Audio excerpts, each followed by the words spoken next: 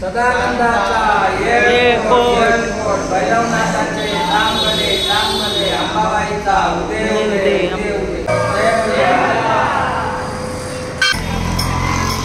त्याच्या बाजूलाच बाणाई आणि खंडेराया हे युद्ध करतानाची मूर्ती आहे। नमस्कार मंडळी, योगितास व्लॉग्समध्ये मी योगिता आपल्या सगळ्यांचं मनापासून स्वागत करत आहे। आज आपण आहोत ठाणे येथील खंडोबा मंदिरात आलो आहोत आणि हे खंडोबा मंदिर स्वयंभू असं खंडोबाचं मंदिर आहे आणि खार्टन रोडला आहे। स्टेशनपासून अवघा 5 मिनिटाच्या अंतरावर आहे। तुम्ही स्टेशनपासून चालत आलात तर खार्टन रोड लागेल। त्या खार्टन रोडला तुम्हाला हे स्वयंभू खंडोबाचं मंदिर दिसेल। तर आपण आज दर्शन घेऊया, चला।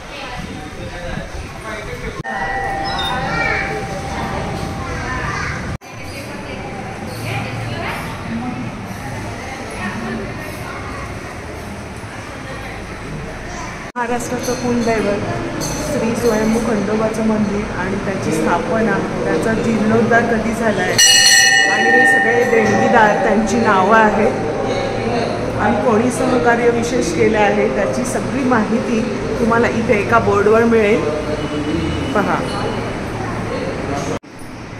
श्री गणपतीची इथे एक मूर्ती आहे।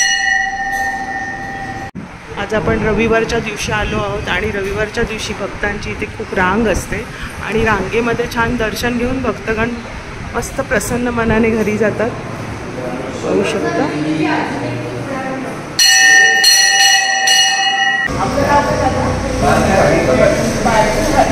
यांच्याकडून थोडक्यात आपण माहिती जाणून घेऊया मंदिराबद्दल।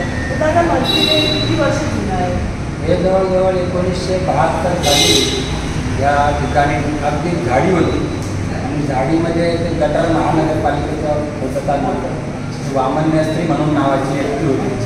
त्यांच्या स्वप्नामध्ये असं काहीतरी आलं का ह्या अमुक ठिकाणी मी आहे असं कळून हा एरिया स्मशानभूमी। या रोडला संध्याकाळी 4-5 वाजले काहीतरी कोणी काम सुरू व्हायचं आणि मेन बाजारपेठ आपली ठाणे महानगरपालिका नौपाडा हा मेन ग्रामीण आधीपासूनच जास्त काही महानगरपालिकेने ह्या एरियात झाडी झुडपं काही स्मशानभूमीला काही हे नको व्हायला म्हणून त्यांनी गटार फोडण्याचं काम चालू केलं। तेव्हा वामन मेस्त्री नावाची व्यक्ती होती, त्यांना ही मूर्ती स्वप्नात दृष्टांत दिला का मी अमुक ठिकाणी आहे, त्या झाडीमध्ये त्यांनी ते गटार फोडताना अशी मूर्ती सापडली आणि तिथे पहाटे त्यांनी असं कुठेतरी दिवा येऊन लावला त्या मूर्तीसमोर। तिथपासून या मूर्तीची जास्त म्हणजे स्वयंभू मूर्ती स्थापना झाली। मंदिर स्वयंभू मंदिर आहे। 1972 साली या मूर्तीची स्थापना थोडक्यामध्ये करण्यात आली। पत्र्याचं शेड बनवून असं साधी अशी व्यवहार केला त्याच्यासाठी आणि मूर्तीला रोज फुलवा घालायचे, लोक पाया पडायला तेव्हापासून या मूर्तीची 1972 सालापासून पूजा व्हायला तेव्हापासून त्याची स्थापना झाली आहे। तर दादांनी छान माहिती सांगितली कशी म्हणजे स्वयंभू मूर्ती प्रकट झाली, त्यांना स्वप्नात दिसलं आणि खोदकाम करता त्यांना ही मूर्ती सापडली। श्री वामन मेस्त्री यांना ही स्वयंभू अशी मूर्ती सापडली आणि दिवसेंदिवस नंतर मग याची पूजा अर्चा होऊ लागली आणि इथे मोठ्या स्वरूपात नंतर मंदिर कसं स्थापन झालं? आधी सुरुवातीला पत्र्याचा शेड उभारून असं मंदिराची स्थापना केली मूर्तीची। लोक तिथे दर्शनाला यावं लागली, तेव्हापासून त्या मूर्तीचं म्हणजे जास्त लोकांना प्रचिती यायला लागली। पुजारी ठेवले, डोके पुजारी म्हणून तिथे। अच्छा। त्याच्यानंतर मग 2023-24 या कालावधी आता सध्याच आपल्याकडे स्थापना जीर्णोद्धार झालाय ना मंदिराचा। आता 1 मे, 2 मे आणि 3 मे 3 दिवस उत्सव होता। 3 मेला मूर्त्यांची स्थापना झाली। त्याच्यामध्ये आपण मोठ्या प्रमाणात उत्सव होता। उत्सव मोठ्या प्रमाणात चंपाषष्ठीचा चंपाषष्ठी। तर मंदिराचा भंडारा कधी असतो? भंडारा चंपाषष्ठीला असतो, वर्षातून एकदा असतो। आणि मग याची मिरवणूक वगैरे निघते का? त्याच्यानंतर आपली प्रत्येक पौर्णिमे दर रविवारी अच्छा. उत्सव होतो. दर पौर्णिमेला उत्सव होतो. अच्छा. आणि जास्त भक्तांची संख्या कधी असते? रविवारची ना? रविवारी जास्त गर्दी असते, मंगळवारी असते. लोक तळी भंडार करण्यासाठी जेजुरीला जाणं आपल्याला होत नाही. म्हणून बरीचशा एवढ्या परिसरातली लोक तिथे दर रविवारी तळी भंडार करण्यासाठी, देवाचा भंडारा लावण्यासाठी, देवाकडे काही मागण्यासाठी जास्त करून रविवारी करतो. खंडोबाचा प्रसाद बोलला तळी भंडार केल्यानंतर खोबऱ्याची वाटी आणि भंडारा आणि नारळ हा आपण फोडतो किंवा वाहतो. बेल भंडार मेन खंडोबा राहायचं. तळी भंडार हा मेन त्याचा प्रसाद आहे. वांग्याचं भरीत आणि बाजरीची भाकरी ह्या त्याचा प्रसाद आहे. हा नैवेद्य चढवला जातो. एकदम रांगडा असा प्रसाद लागतो बाबा. हो, प्रसाद लागला. खंडोबाच्या हिशोबाने लोक बाजरीची भाकरी आणि वांग्याचं भरीत, कांदा त्याच्यावर. अच्छा. बघा नैवेद्य तर आपण करतोच. अच्छा. परंतु वांग्याचं भरीत आणि बाजरीची भाकरी, कांदा त्याच्यावर जास्त प्रिय आहे. आणि भंडारा हा खंडोबाला तर प्रियच आहे. जसा पांडुरंगाला बुक्का आहे तसा भंडारा. तर भंडाऱ्याचा इथे प्रसाद चढवला जातो. तुम्ही पाहू शकता भक्तगण आता चढवत होते आणि ते नारळाचं पण फोडून प्रसाद चढवलेला आहे.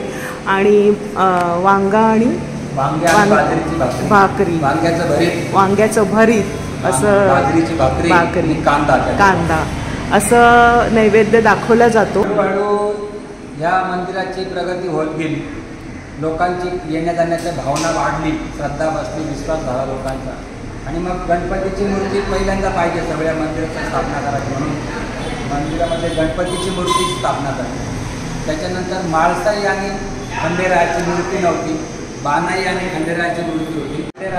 बाणाई आणि खंडेरायाची मूर्ती आहे याच्यामध्ये स्थापना झाली. बघा बाणाईचं सुंदर असं बघा रूप. आणि कोण आहे ते? खंडेराय आहे. आणि ही मूर्ती कोणाची दादा? हे बाणाईचे भाऊ आहेत दोन. अच्छा. काही लोक समजतात का मणी आणि मल्ल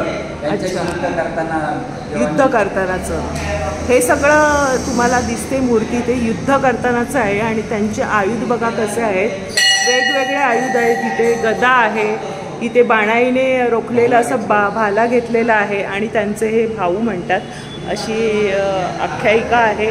आणि इथे पण त्यांच्या हातात तलवार दिसते. तर अशा स्वरूपाचं आहे हे. मस्त मूर्ती दिसते ना दादा? ही आता स्थापन केली ना? पहिल्यापासूनच आहे. तिकडे हेगडी प्रधान म्हणून आहे. भोलेनाथ भगवान खंडेराया जे मागतं भक्त त्याला ते द्यायला उदार होता. परंतु काही गोष्टींची अडचण होते देवांना, म्हणून हेगडी प्रधान आणि विष्णूचं रूप आहे. विष्णूच्या रूपात विष्णूचं रूप आहे हेगडी. पण खंडेरायाचीच मूर्ती आहे ही. खंडेरायाचीच आहे, फक्त रूप फक्त वेगवेगळे. अच्छा. अच्छा. बघा या पंचधातूची मूर्ती आणि हेगडे प्रधान अशी मूर्ती आहे. म्हणजे काही देवाकडे मागणं मागतोय अशा स्वरूपातली ही मूर्ती आहे असं म्हणतात दादा. तर दादांकडून छान माहिती मिळते आपल्याला. या मंदिराचं बांधकाम पूर्ण झाल्यानंतर 1 मे 2024 रोजी मूर्त्यांची प्राणप्रतिष्ठा करण्यासाठी सर्व मूर्ती ठाणे शहरामध्ये मिळवून आणल्या. मिरवणूका म्हणजे मिरवणूक काढून आणली. सर्व मूर्ती फिरून आणल्या, मिरवणूक काढली. दुसऱ्या दिवशी 2 तारखेला ब्राह्मणांच्या साह्याने या मूर्तींचा धान्याचा वास करून 1 दिवस पूर्ण मूर्ती धान्यामध्ये ठेवल्या होत्या. आणि 3 मे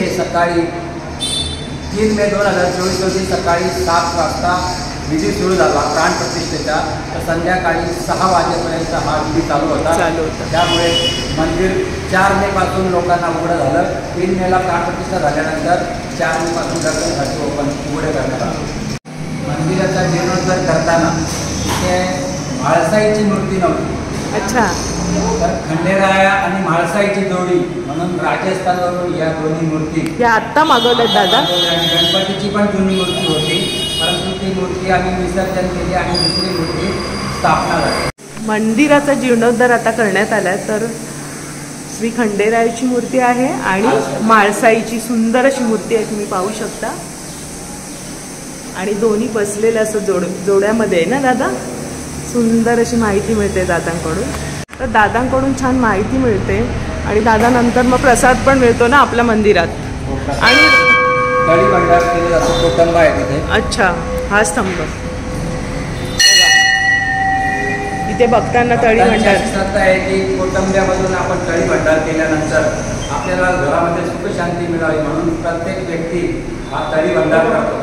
तळी भंडाराचं उदाहरण येळकोट येळकोट जय मल्हार सदानंदाचा असा जय घोष करून कुटुंबात 3 वेळा खाली करून आणि तळी भरली जाते. हे पाहतोय दादा आपल्याला दाखवतात तळी भरणं कसं असतं. सदानंदाचा येळकोट भैरवनाथाचे नामगडे नामगडे अंबाबाईचा उदय उदय उदय.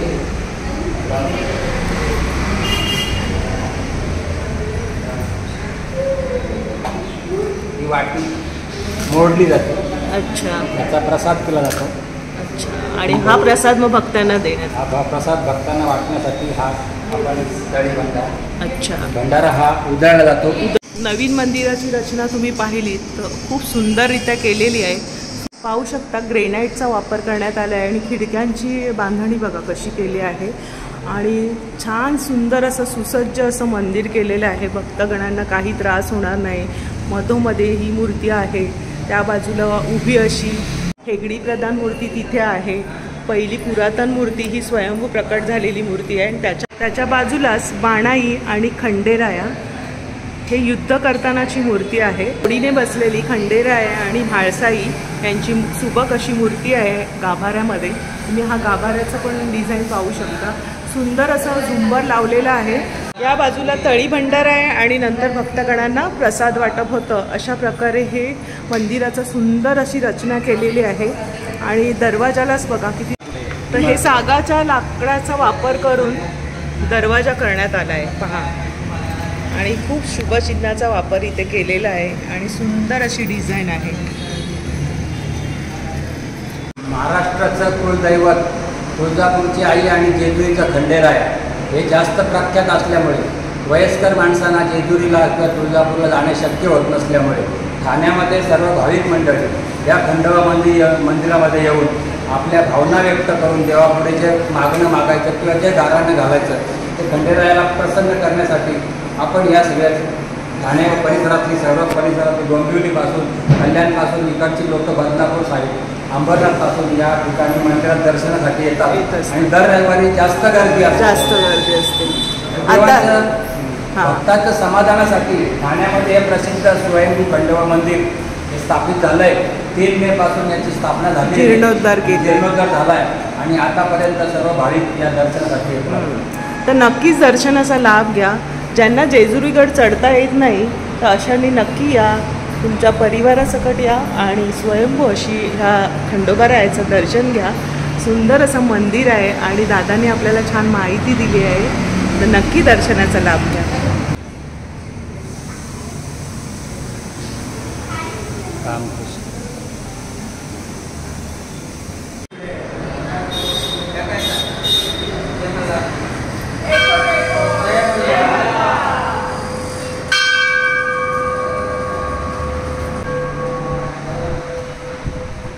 इथे या बाजूला पहा इथे पण मंडप आहे आणि पाण्याची चांगली व्यवस्था केलेली आहे.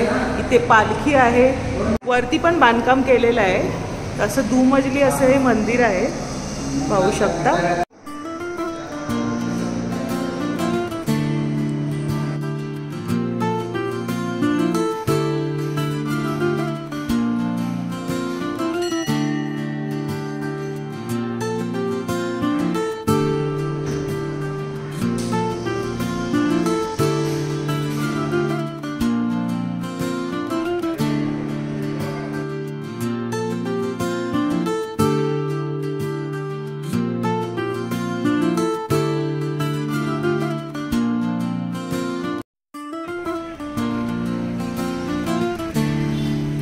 गोंधळ याच्यासाठी 2 हॉल बनवलेले आहेत. अच्छा. त्याच्यामध्ये जागरण गोंधळाव्यतिरिक्त अजून जर कोणाला वाढदिवस साजरा करत असेल अच्छा किंवा एखादा साखरपुडा करत असेल किंवा डोहाळे जेवण करत असेल त्यासाठी हा हॉल मंडळात. त्याचे किती पैसे आकारले जातात? त्याच्यासाठी काही चार्ज आहे. थोडेसे चार्ज थोडेसे ठेवले. charge आहे. म्हणजे कमी बजेटमध्ये कमी तुम्हाला budgetमध्ये लोकांना याचा लाभ घेता येईल. बघा मोठा हॉल आहे, तुम्ही इथे लग्न मुंज वाढदिवस असं साजरा करू शकता. असं बैठकीची छान व्यवस्था केली आहे. साधारण 100 लोक तरी इथे आरामात बसतील. वरती पण हाच आहे, म्हणजे जेव्हा काही कार्यक्रमात वरती जेवणाची व्यवस्था, खाली कार्यक्रम हो अशा स्वरूपात आहे. स्वयंभू खंडोबा मंदिर दर्शनाची वेळ आहे सकाळी 6 पासून दुपारी 2 पर्यंत आणि 2 ते 4 पर्यंत हे मंदिर बंद राहणार आहे. 4 ते 9 पर्यंत हे मंदिर पुन्हा चालू राहील. आणि बघा सगळ्या सोमवती अमावस्या आणि पौर्णिमेला हे मंदिर पूर्ण वेळ उघडं राहणार आहे.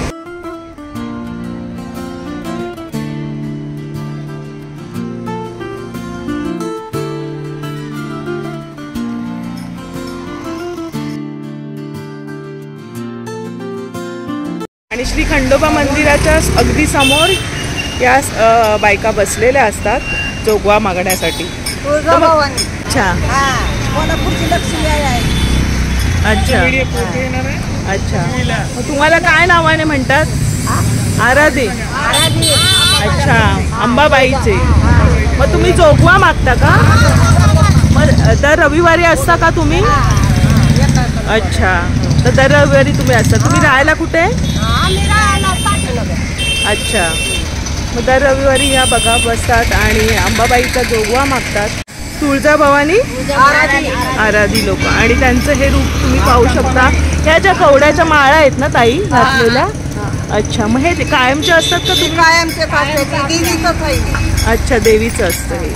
आणि मग हे काय अंबाबाईची ज्योत आहे. ज्योत आहे. हा. अच्छा ती जर पौर्णिमाला पाजळावं लागतो तेल टाक. अच्छा, म्हणजे हे तुम्ही पेटवता पौर्णिमेला. बघा अशी आख्यायिका आहे आणि यांच्याकडून थोडक्यात आपल्याला माहिती मिळाली आहे. तर सगळ्यांचे खूप खूप धन्यवाद. काय श्री अंबाबाईचा उदय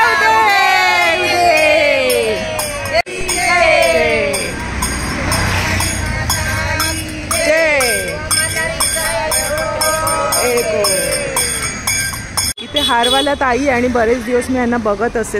ताई तुमचं किती वर्षांपासूनचं हे जुनं दुकान आहे? 40 वर्षापासूनचं आहे. तुम्ही ही जी टोपली कितीला हे करता? 35 रुपये. बघा त्याच्यामध्ये सगळं खंडोबाला लागणार हे सगळं साहित्य आहे. खोबरं आणि काय ताई याच्यामध्ये?